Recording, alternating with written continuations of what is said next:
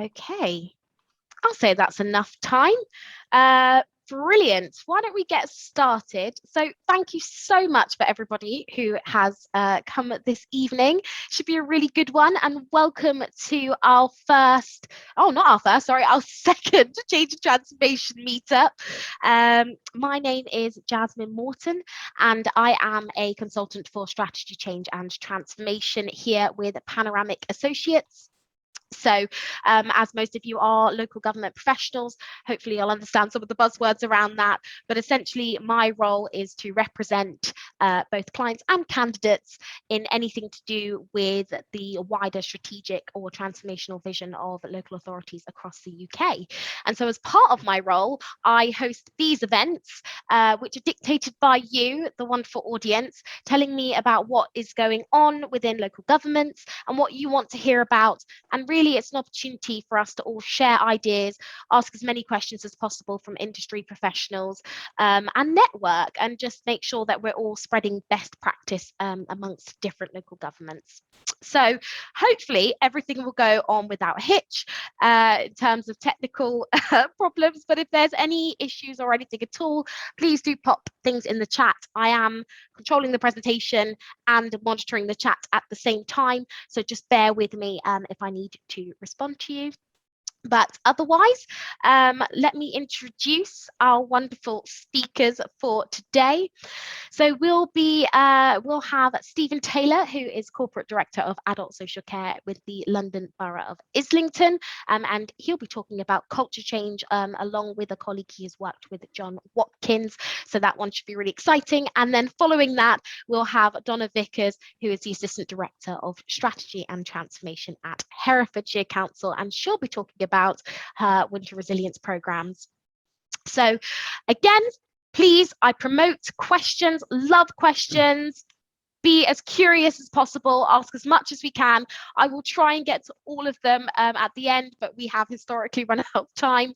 The event will run on until 7 o'clock, and anything I don't answer, I will try and email you following the event to give you the answer that you like. But ask as many questions as you can throughout, and I'll also prompt you at the end to ask some questions too, and we can address them to the speakers. So without further ado, to introduce our first speaker, we'll have Stephen Taylor.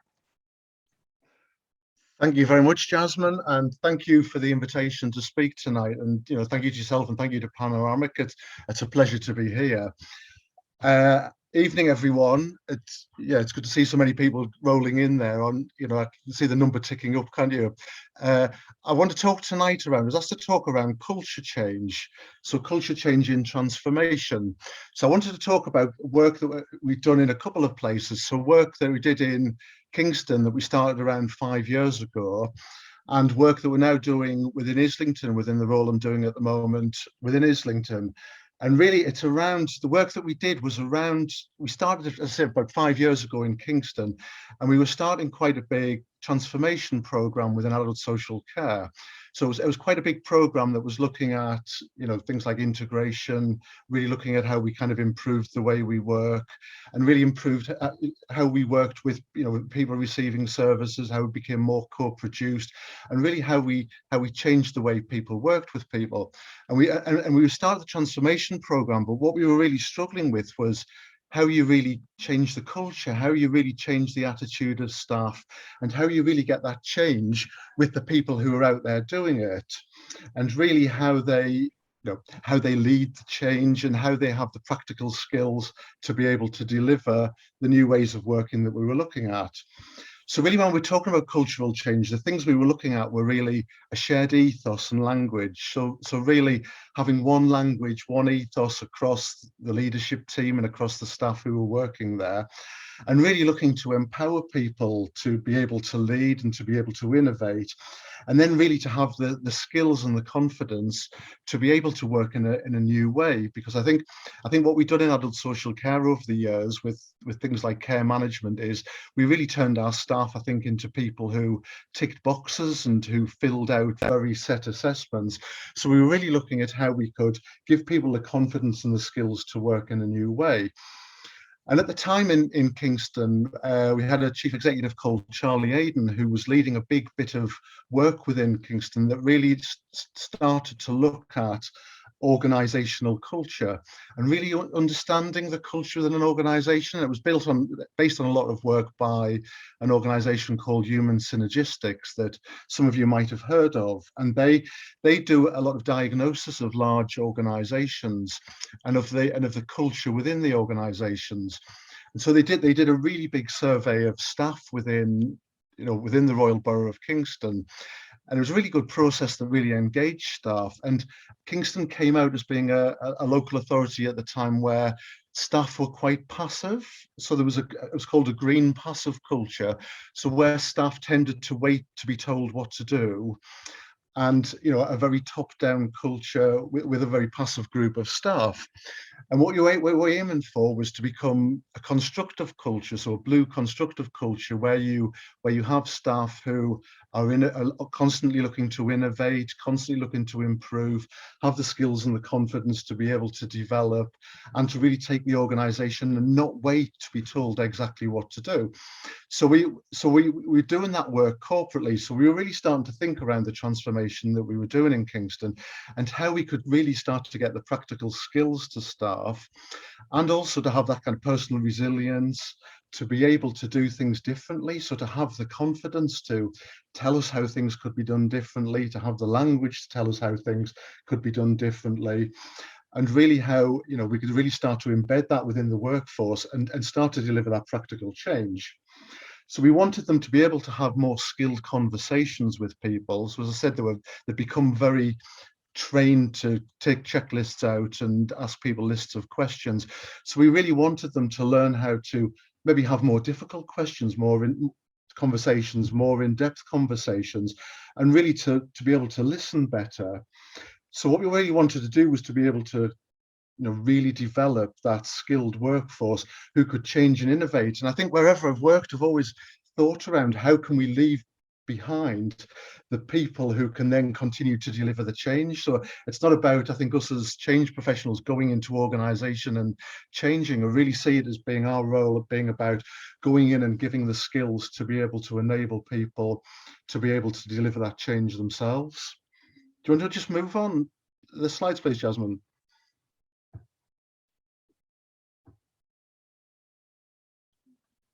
So the solution to it, so what we did was we became aware of an organisation called the Resilience Development Company, I'm really pleased I've got John Watkins here tonight, who's one of the partners in the company, and they were developing a lot of work around exactly what we were looking at, and building resilience in people, building in skills to really kind of embed and enable workforces to be able to do what we wanted them to do. So we started to work with Resilience Development Company and started to think around how we could make it work within adult social care. And John, you'd not worked with the adult social care workforce before, had you? So we were starting to think about what we wanted and how you could start to develop the work that I think you'd really successfully done, and how we could develop it to really start to change and engage the workforce to be able to deliver change. If we just move on to the next one, Jasmine. So what we found in Kingston, so we started to work with the Resilience Development Company and started to develop, and we were looking at strength-based training, which I think some of you might have heard of, which was the work really around building on people's strengths. So looking at, rather than their deficits, looking at their strengths, and really looking at ways that, rather than giving them a set program of, things like 3-4 conversations type thing, really looking at how we could get them to think about how they could do that differently, how they could really think about what people's strengths were and really listen and develop them. So John and David, the partners, started to think about developing that work, and eventually we started to roll it out. And we decided that we wanted to roll it out to all adult social care staff, so roll it out across the workforce. And I think a big mistake we made was that we didn't do it for senior managers with adult social care, which was a mistake, I think, at the time, that we've looked to try to rectify subsequently. But I think some of the key learning that we got in starting to roll it out was, initially from teams, we had a real sort of suspicion at first. So we were looking to get them to do something different, and it was working with adult social care workforce, we have a lot of kind of professionals who really feel that they have the skills, they have the professional skills, and that they don't need to learn new skills in terms of working with people and assessing people. And particularly from, I think at the time we felt from mental health staff particularly, this real sense of, we the professionals, why are you starting to work with us? Why are you starting to talk to us about working differently? So there's a real sort of sense of resistance from staff that, why were we doing this to them? And I think as the process began to develop, and as they began to do the quite intensive training, and I think if we go on to the next slide, John will talk us through a bit of what the training looked like. If we just go back, I'm not quite ready yet. Jasmine, go back one. Yeah, we'll go into the skills in a moment, but I think as we began to do it, staff began to really appreciate the fact that they felt that we were investing in them.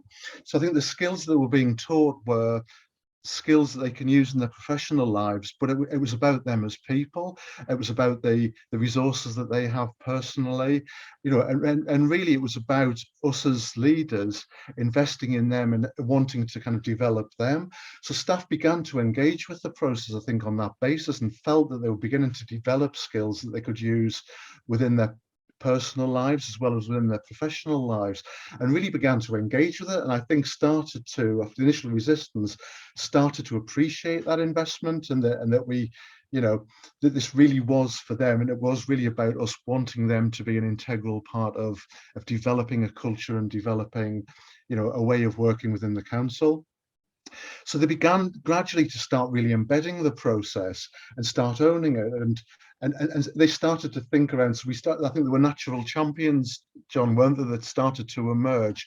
So people who really got it and really wanted to start to think around how they could really drive it forward themselves. And we had a brilliant assistant director called Jane Beeman who really grabbed it and really ran with this. But then there were really kind of natural leaders within the service, so social work, qualified social workers, unqualified social workers, who really began to think around how it could be embedded, how practice could change, how they could really use it practically. And it started to develop. So a group of staff, through this work, started to think about the assessment process. So how we could redevelop how we assessed people, to embed this natural way of work and to have better conversations. They started to think about developing their own induction processes so that new staff who came in could quickly get up to speed with how we thought and how we were working. And some of the training involves things like stability zones, which are about kind of giving each other safety and protection, and around that building that resilience, and started to think about how together they could build them within the workplace and to be able to support each other. So it really kind of started to develop. And I think what we started to see was, we ran it parallel with a lot of the work that we were doing about strength-based working and a lot of the practical process stuff that we were developing. But what we found was the teams were able to start talking quite naturally about what we were trying to deliver. So rather than being given a whole list of ways that we wanted them to work, they started to understand in practice and started, I think, to instinctively feel what it was that we wanted from them. So we started to notice we were working with housing staff and with adult social care staff who were suddenly able to start talking naturally about what it meant to, listen to people, to be able to, understand their strengths and work in a different way. So we felt that we really started to see a genuine change in how people were working. And we really started to see an increase in performance in the way that we're working. And we felt within Kingston that we went from being quite a poorly performing adult social care department to being one of, that was really high performing. I think we were one of the Empower MJ Awards top 10 high performing adult social care departments in 2020, and we felt that integral to that journey was just that ownership and the skills that staff really grew into and really owned the transformation journey that we were on. So we just move on to the next slide, Jasmine. So it then moved on to Islington, where I'm now working. We really wanted to do the same there. So if you just go on to the next slide. So what we looked to do in Islington, so we really wanted to kind of develop it further and replicate it. And, and about a year ago, we started a big transformation program with adult social care, looking to do very similar things, and clearly wanted to work again and, with resilience development company. So, and I think what we learned from the first time around was we really wanted it, to include the leaders within the service. So I think we started this time with the leadership team, but also wanted to make it a lot more measurable. So we wanted to think about how we could measure the impact and really demonstrate how it had kind of moved us on. So I'm going to ask John to come in there, because he's going to just talk us a little bit through some of the basics of the work that they did and a little bit about the impact. Yeah, thanks, Stephen. Evening, everyone. Hope everyone's okay. I'll try and keep this as brief as possible as I'm looking at the time, and keep this to about 2 minutes.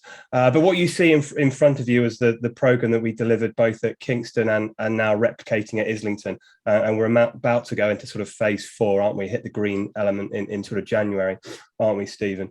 But as Stephen said, what we're looking to do is to support them by giving them these skills we'd call resilient skills. Other people might recognise them as mental, emotional, and social skills. So that's what we looked at. And for us, resilience isn't that piece about I'm broken, I need to be fixed. It's all about being able to adapt and thrive, and giving people the skills to be able to do that personally and professionally, to live better, work better, feel better. That's how we kind of set ourselves up. Let's talk you really briefly through the program. Sort of the two, well, they're all key phases, but the two absolute key phases for me are the first two. So first of all, it was about setting the tone, getting that right. As we've heard from Stephen, there is often a little bit of resistance when these programs came in. So for us, primarily the element was around educating people about what we were there to do. It's not our job to change people. We're there to give people the organic skills that they go away and use. They're in total control of what they are doing using the skills. And the second piece was all about resilience. We got a lot of feedback, didn't we, Stephen? I'm not broken, I don't need to be fixed. No, that's not why we're here. So there was a lot of work with internal marketing, communications initially to get that tone absolutely right, and working with the leadership team closely to do that. As well as Stephen said, getting the measurements in place to deliver that clear ROI to Islington. The second phase is all around the shared skills and shared language that we deliver. 9 sessions, 60 skills, 90 minutes, short, sharp stuff, bite-sized learning, all the good psychology and that you'd expect, really looking to develop what we call T-shaped people.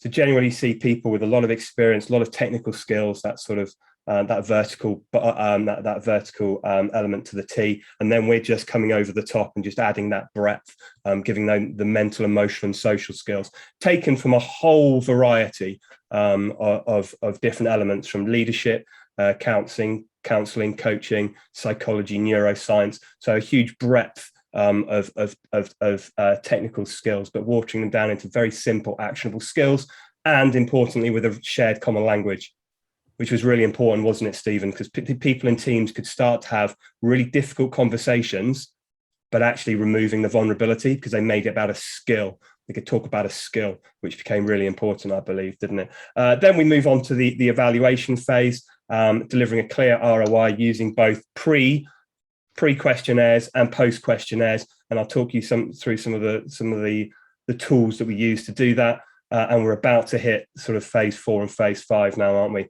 Where we're about embedding it with weekly email reminders, which is all about action. It's not necessarily a reminder of the skill, it's about a reminder how you can use it, both in practice and also within your team and at home. Likewise, refresher sessions. It's not refreshing the skills as per se, but it's about refreshing how they can apply these skills to their personal and professional lives. And then we're on to the support with the manager with specific coaching requirements and team packages, which we also have available. Again, just boosting the conversation as a team around, let's say, what sets our social and emotional triggers off as a team. Let's have a controlled conversation about it, and let's find ways to move forward, which is all embedded in that package. So that was a very short, sharp, hopefully plenty of questions, I'm sure, on the sort of program that we delivered both at Kingston and in Islington. Sorry, Jasmine, can you fire me on to the next slide? We can pass on to give Donna some time, eating away at Donna's time. But the key with all of it is delivering those results, and we're absolutely keen on delivering not only outcomes, benefits, but also ROIs. And what you see on screen is some of the ones we've got for Islington. They're obviously, we worked with Kingston a while ago now, so those are more substantial. As Stephen said, moving from, I think, second worst performing borough to the second best, 10% overachievement of targets. At the moment, what we're looking at with our work in Islington is we measure a couple of key areas. We look at productivity. So we look at productivity. We look at stress and anxiety using measurement tools such as Cohen's Perceived Stress Scale, and for those that know it, GAD-7, all totally anonymous. And we put together those results. So what we see in the middle is the real human impact of this program. If anyone knows GAD-7, which is a screening tool for anxiety used across health, we measured it before, and around 38% of people before were in the category that we would call thriving. By the time that had finished, that was at 66%. Flick that to the other end, and we saw that about 22% were scoring 10 or above, so required some sort of intervention from GP if they presented at GP. That dropped to 2%. So huge, significant changes that we're able to demonstrate to Stephen and the team in the way that people are thinking, feeling, and behaving. And then likewise, the big one at the end is all on that hidden risk of attrition that we're able to put together. And again, we're able to use our tools. We're able to give them an ROI based on those numbers, which I believe was around 1.5 million, wasn't it, Stephen, that we came to. And then there are some other ones below that. I think 84% of people said they're using the skills within their professional practice. So that's another piece. So that's really quickly a little insight, hopefully not too long and too boring into what we did and the sort of results we achieved. Stephen? Thanks, John. I'll go very quickly now, Donna, so that you do have a bit of time there. Yeah, just next steps for us really within Islington are we're continuing to roll this out amongst staff within Islington. We're on to phase 4 now, and it's starting to grow beyond adult social care. So we've now got public health colleagues have asked to kind of access the training. We've also had corporate contact centre staff now have accessed it, and commissioning colleagues are as well. And we're now rolling it out with a lot of our in-house provider services staff. So we're getting good comprehensive coverage. We're trying to develop the impact measurements further on an ongoing basis to be able to, continue to measure the ongoing impact of it. And I think a lot about really developing and how we embed it further and how we keep it permanently embedded within the organisation. It's really great to hear within Kingston those champions who really championed that are still championing that work in Kingston. They're still still looking to develop it further. They're still using the tools. They're still using what they did then. We've now got champions developing within Islington, and we're trying to link them up. We're trying to get a bit kind of cross organisation discussion and working across those organisations to develop it further. So we feel it was really successful for us in giving us that kind of, I think the sort of lubrication is the word, to be able to get the practical change that we needed. And we feel it was really highly successful for us in terms of the transformation that we were able to deliver. I think the challenge is continuing to measure that impact in quite quantifiable terms that we're trying to really kind of pin down now. But I shall finish there because I think I've gone over time, Jasmine, so apologies. But thank you. Oh, excellent. That was really insightful. Thank you so much. I know it's quite hard to tuck such a huge project into 10-15 minutes, so I really appreciate both of you speaking on that. And I can see the questions rolling in. So what we'll do is we'll catch Donna before she gets kicked out of the office, and I will introduce her, and then I will ask the questions at the end if everyone is okay with that. So moving swiftly on, delighted to introduce you, Donna Vickers, who will be talking about winter resilience. Thanks, Jasmine, and thanks to Stephen and John. Really, really interested, and great to see some great questions coming in, and great to see some people on the call whose names I recognise that have done some work with Herefordshire. So, so I've been asked to talk about winter resilience, but I am going to come at it as a transformation person rather than a sort of operational person. Although I did persuade my husband Stephen to join us, which isn't as random as that might appear, bringing your husband along. He is actually the chief exec down at Torvine Council in South Wales. And he comes from a social care operational background, so I'm sure he's got some questions lined up for the guys there. Yeah, and he's very proud that he's the only chief exec in Wales that comes from a social care background. So I've only got a couple of, well, say about half a dozen slides. Shouldn't take more than 10 minutes, and then we can get on with the questions. So if you can flick through, please, Jasmine. So just a couple of headlines that have hit really over the past 28 days, and if you you can see some of those, you can't help thinking that we are headed into a perfect storm over the next few months. Okay, you can move on, Jasmine. So as we head into another winter, we have all of these sort of familiar threats around us now. So the ongoing management of COVID and what that might mean in terms of demand on the NHS and social care services and other services within councils, but also the impact of staff sickness across the public sector, in particular some of those critical services, the economic impact of another lockdown, the usual risks from winter around flooding and snow and cold weather, risk of cyber attacks, but also the ongoing pressure on services with the aging demographics and people just living longer with long-term conditions. And then obviously the financial pressures that are ongoing to meet all of these demands. So if you click to the next one. So where my head goes with this is actually, rather than just focus on winter resilience, just build resilience into your system design. So because most of those risks and pressures are now with us all year round, so it's really key that we create systems that can flex and adapt quickly and find those resources that can respond rapidly when we need them to, particularly in periods of high demand or in crisis. Next slide, please, Jasmine. So I've put this together as a sort of my thoughts in terms of areas to consider when you're thinking about sort of that resilience. And you've heard Stephen and John talk about strengths-based. So certainly in Herefordshire, the key plank to all of the system design around our people services is around independence and well-being, and building that resilience in, building systems that enable independence and not dependency. Communities, making sure we understand and can connect the community offer as part of that system. And this is where Herefordshire has really, I think, done exceptionally well. And that's probably our USP now in terms of that. And so I'm just going to talk a little bit more about that approach shortly.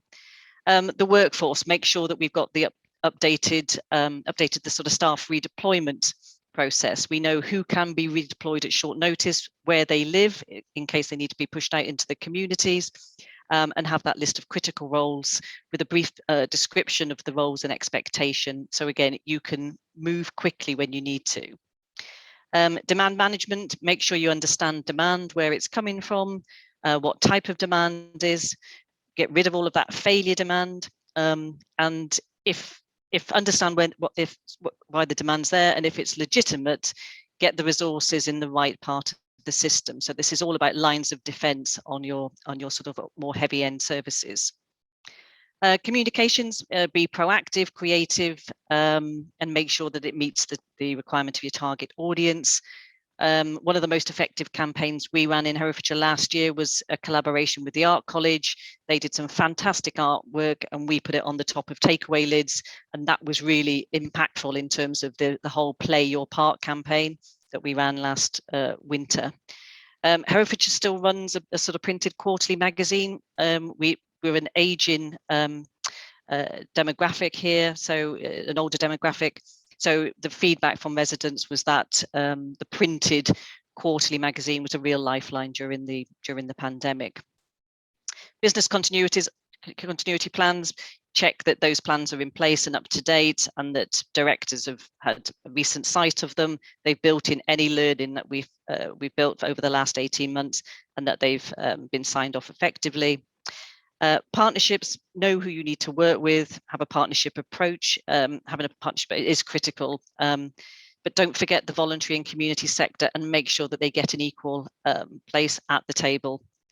And then economy and business. They've had a big shock. Consider how we can best support locally.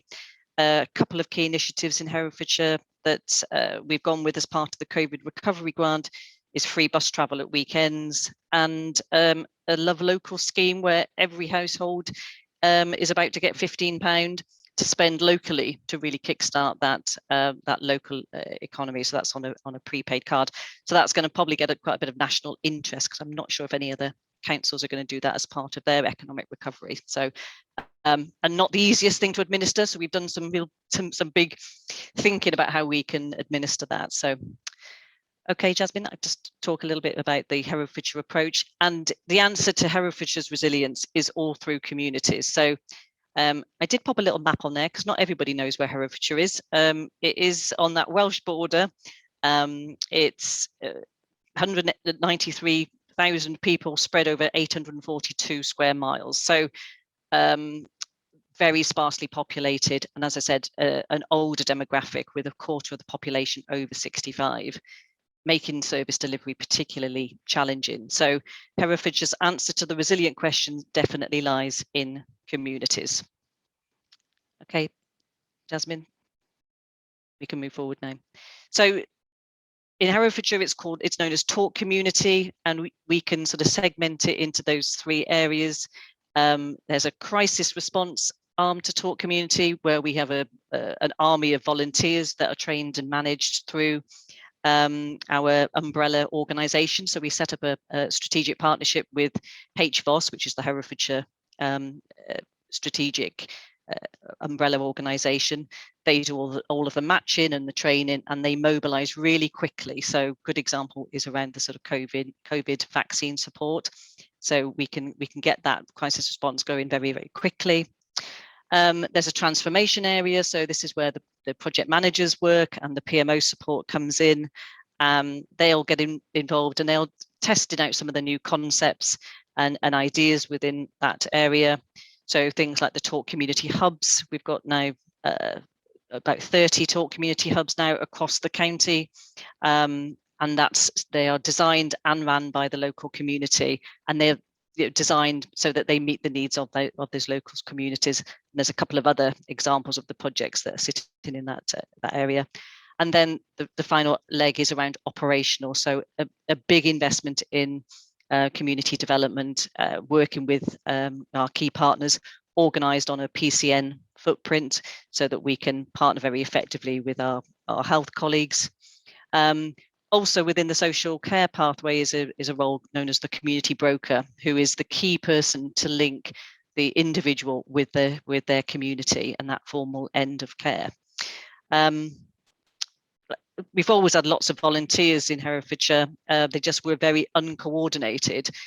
So what Talk Community does is really starts to put that strategic coordination around community and volunteers. And interestingly, we talk about culture. I think previously professionals didn't trust what the community could offer to be able to play a legitimate part in someone's care and support plans. And what we've proven is that they're actually life enhancing for those individuals. And then on the final slide, that is Talk Community in action. So Herefordshire in 2019 had its worst flooding in its history. And within 48 hours, we'd managed to mobilise over 400 volunteers and council staff to get boots on the ground within communities with mops, buckets, claims forms for flood damage and general welfare calls. So that was just an example of, say, Talk Community in action. And as I say, that's Herefordshire's answer to the resilience question. Okay. Stephen, who's on the, sorry, my husband Stephen is on the call. I think he's down as Donna. So don't get too confused. But he was, like I say, a big inspiration in terms of the whole Talk Community ethos here in Herefordshire. So I'm sure he'll have plenty to add into the conversation as we talk about this now. Thank you. Wonderful. Thank you so much, Donna. I really appreciate that. Excellent. That has left us a really good time for questions. We've got quite a few, so I'm going to try and get through as many of them as possible. But please keep contributing questions into the chat, and we'll just work through them periodically. So let's have a look. What have we got here first? Okay, so this is from Teresa to Stephen. She asked, how did you deal with those staff that were resistant to change? And how was that culture change communicated? Was it through workshops, etc., or anything like that? Yeah, I think there's just something about persistence, isn't there, in terms of the kind of reluctant staff. I think in terms of this bit of it, I think when we started the work, there was a lot of resistance to start with. I think there was quite a traditional workforce who a lot of whom had been together for quite some time and had a very traditional way of working, and who really believed how they worked was the right way to do it. And I think what we had both in Kingston and in Islington actually was quite an old-fashioned, quite paternalistic model of adult social care that really was about caring for people and really wrapping care around people as much as possible. And we really wanted to move to a real model of independence, because I firmly believe that in adult social care we do a lot of doing more harm than good, because I think we over provide for people, and we make them more dependent at times, because we put in long-term care for people who could be doing it themselves. And like In Control, who are brilliant disability organisation, have a phrase where they say an hour too much support is as abusive as an hour too little, because you're doing things for people they really could be doing themselves. So we really wanted to change that ethos of really getting our staff to work with people to get things to do them themselves. So for the resistance staff, I think we were quite insistent that they stuck with the programme. It was mandatory that all staff had to go with the programme, and what we generally found was once they'd started it and went with it, most of them actually kind of understood what we were trying to do and kind of went with it. I think there were some people who remained resistant throughout, and some people you're not completely be able to change, but I think did move and shift a bit in terms of thinking. So I think there was something around that kind of persistence, and really them just taken a while, I think, to get there on that kind of journey with us. And I think it was that bit around that kind of penny just gradually dropping as we kind of kept talking about it. I think that more harm than good message is quite powerful, to be honest, because there's quite a few people who've really taken a while and have come back to me since and said, yeah, no, I get that now. We did used to put in care for people that they got for the rest of their life, and now we really have had to think about how we develop that. So I think we got there in time, but the people who are still quite resistant, I think in terms of communicating it, I think we used a whole range of things really in terms of it. There was a corporate message coming out around developing a constructive culture, and I think we used everything we had available. So we did a lot of large sessions with people. We had kind of weekly blogs and newsletters that were going out with staff. We really worked with staff in kind of team meetings and stuff around the whole culture change, what we were trying to develop. We embedded it in everything that we had in terms of things like even like funding panels. We made quite strategic to have conversations with how people might have done it differently in terms of working with people. So I think we used everything that we kind of had at our disposal, I think, really to be able to try and embed it and just get it part of the thinking. And I think we did a big Christmas session about 2 years ago where we had all the teams talk about their year and what they were proud of and the difficulties they'd had, and we were really pleased because they all talked in naturally in terms of the language and I think the shared values that we'd been trying to convey. They all quite naturally talked about it, and it was clear that they had really understood and were now kind of living it really in terms of how they were delivering services. Wonderful. Thank you. Thanks for that one. I've got another one for you. So what was this from Chris for Stephen, and what was the biggest reason for staff being passive in feeling the need to seek direction? Do you think this was fear from management or maybe lack of confidence or capability? I think it's one of those kind of long-term cultural things, isn't it? And that's what the human synergistics work looks at. It kind of measures where an organization is in terms of its long-term culture. And I think those behaviors become embedded over quite a long period of time, don't they? In terms of, and I think it is. So I think the passive organization comes from quite a long term of maybe quite a top-down culture, where maybe people don't feel that they can innovate, maybe ideas that people have don't go anywhere, and there is a kind of very structured top-down culture with a very robust kind of structure that doesn't allow that kind of innovation. So I think it probably developed over quite a long period of time. And it was interesting, I think, when the survey went out and when all staff in the council was surveyed, and there was a really big response to, I think it was an over 50% response, and staff started to talk about it. So when the kind of the results were fed back and communicated, staff said, yeah, we are, aren't we? They sort of could see it and could understand it, that we do wait for that. We do need to be told, because we've never quite known how we can go about thinking and innovating and developing what we do.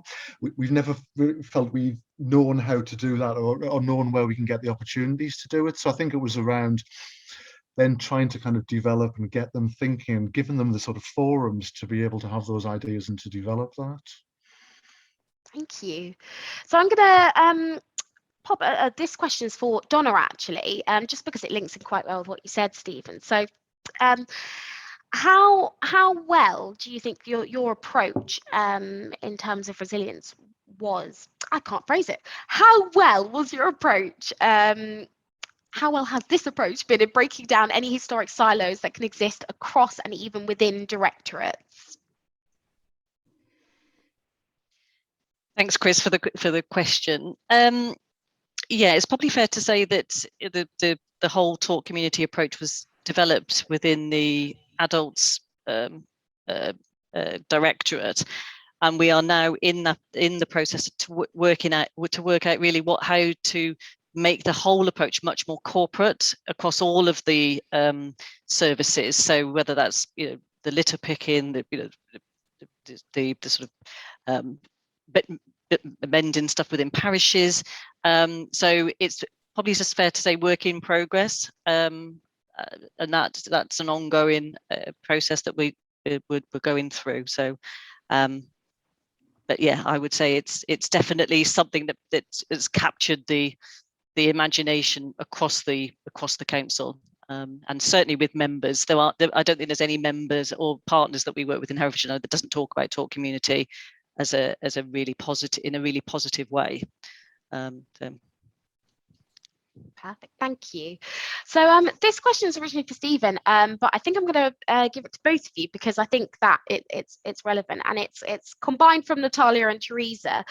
So when you're running these programs, how have you involved everyone into defining what high performing means for a team or an organization or a system or a program, and in a similar strain, how do you actually define that success? So we'll start with Stephen. So how do you involve everyone in defining what high performing and success means? I think it's a combination of kind of quite qualitative and quantitative measures, isn't it? So in terms of success, so I think if I think of Kingston, think of Islington, there were a range of areas that we wanted to improve in a quite a measurable, quantitative way. So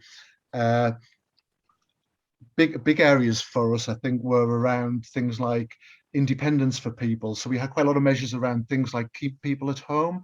So we knew that we had high numbers of people who were going into residential nursing care. So we wanted to look at how we could keep people home for longer. So we had kind of measures, particular measures that we were looking at, the quantitative measures, as well as things like sickness, staff retention, things like that we wanted to look at. So I think we were developing, and I think as well, through a lot of the work that we were doing, the independence, the keeping people out of long-term unnecessary care, also kind of financial measures. So really understanding how we were spending money, where we were spending money, where we were spending money in the right place to develop more preventative things that link people, or on more expensive long-term services. So we were also trying to measure it from a financial perspective.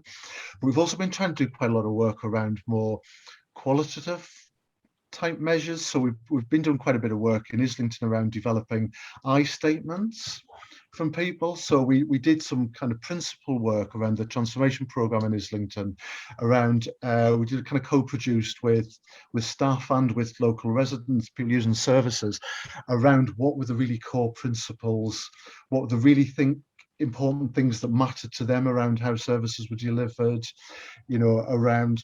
So we developed a whole, you know, a range of principles that we've then been turning into I statements, so turning them into quite smart statements that we're trying to work out ways of then kind of measuring them and then being able to kind of report on those measures. So I think it's trying to find those practical measures, those practical things that, you know, the data stuff that you can measure, but also try to get a flavour of the qualitative stuff. You know, how are you really having an impact? You know, how are people out there, you know, getting better lives out of what we're doing? Lovely. And then directing that question to you as well, Donna, obviously you have some of the things like the flooding, and you could see how quickly the impact of your program worked. But how did you define resilience success from your Talk Community program? I mean, I would agree with Stephen in terms of the outcomes for people.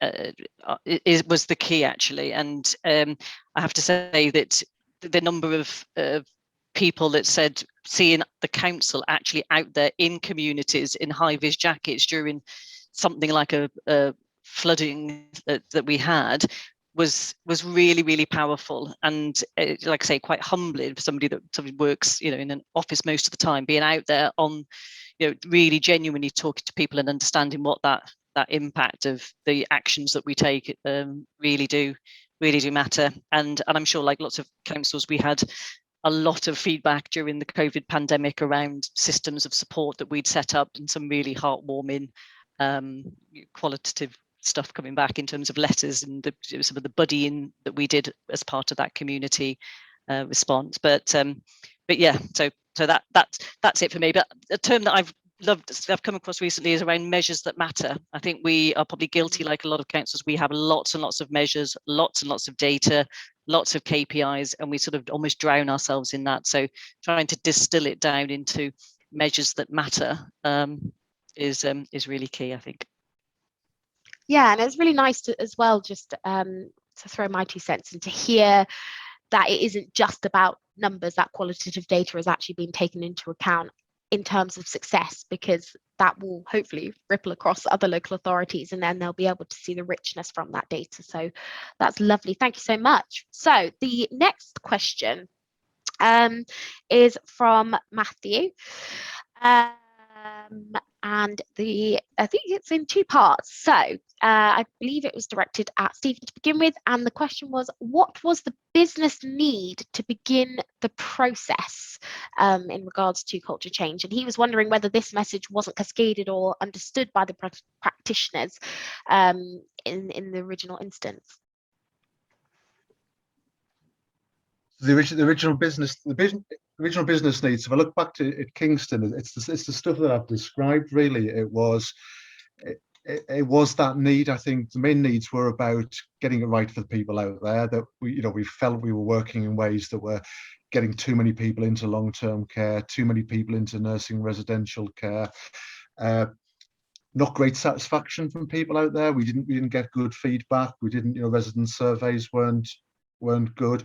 I don't think we had a particularly engaged staff group. We didn't get good feedback from the staff group, and and sickness levels weren't great. So there was a range of things that we were really looking to improve from the work.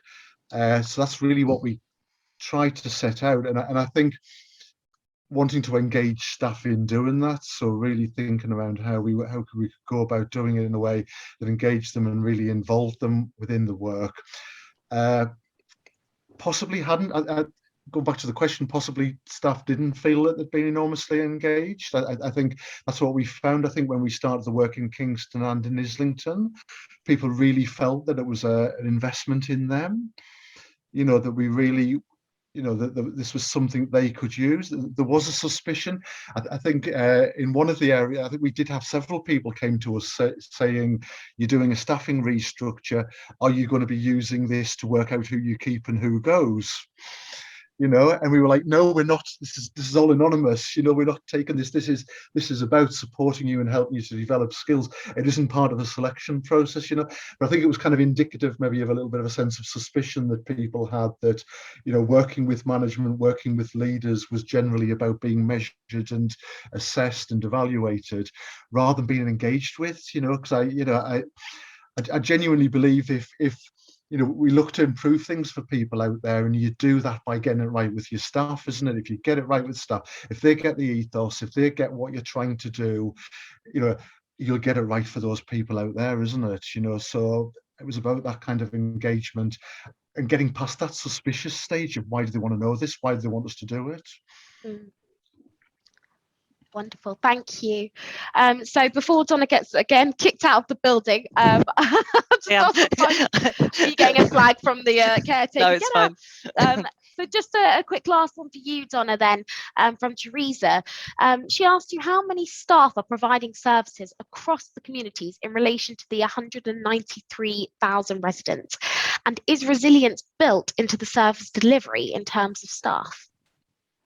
Okay, there's about 50 people that work in the sort of Talk community division, and that includes the sort of customer services team, healthy lifestyle trainers, and sort of community engagement people that work across children's and adults. So yes, but it's about 50, and then probably about 8 or so that work in the transformation team doing the sort of project work. So sort of 50 on the operational side.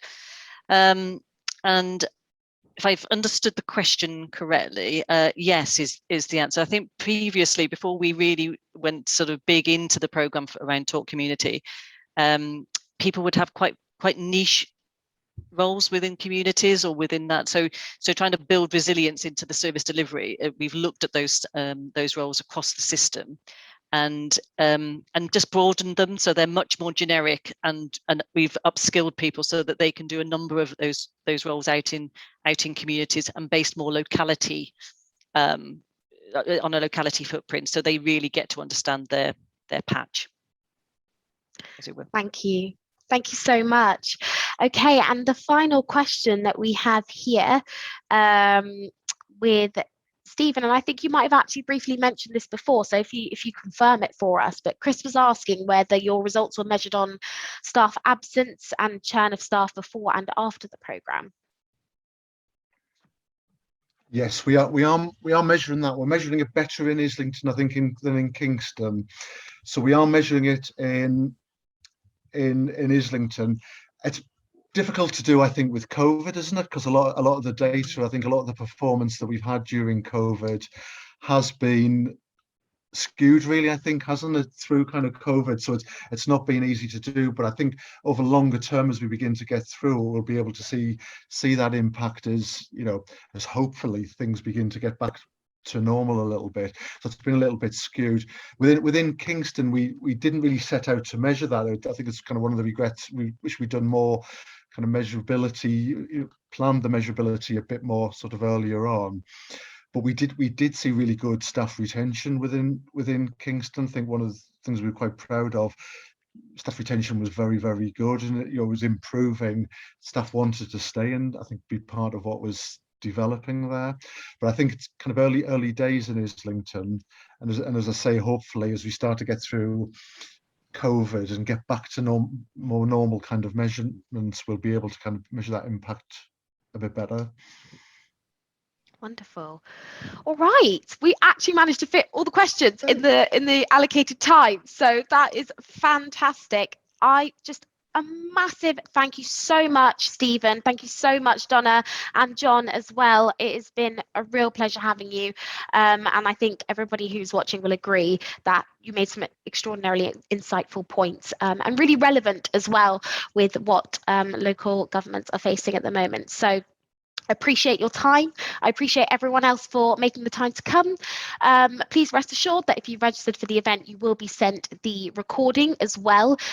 We just chop off the beginning and the end with the admin stuff, so do bear with me for a couple of days whilst I edit that, and then I will send that out to everybody. But again, have a wonderful evening. If you have any questions that you didn't ask in the chat today, my email address and my LinkedIn are on the slide, so please contact me. And otherwise, enjoy the rest of your week and stay warm and stay safe. And thank you so much, everybody. Thanks, everyone. Bye. See you later. An awkwardly wave as everyone says goodbye, just to leave the details up there. All right, fabulous. I'm going to end the session now. So bye again, everybody. Take care.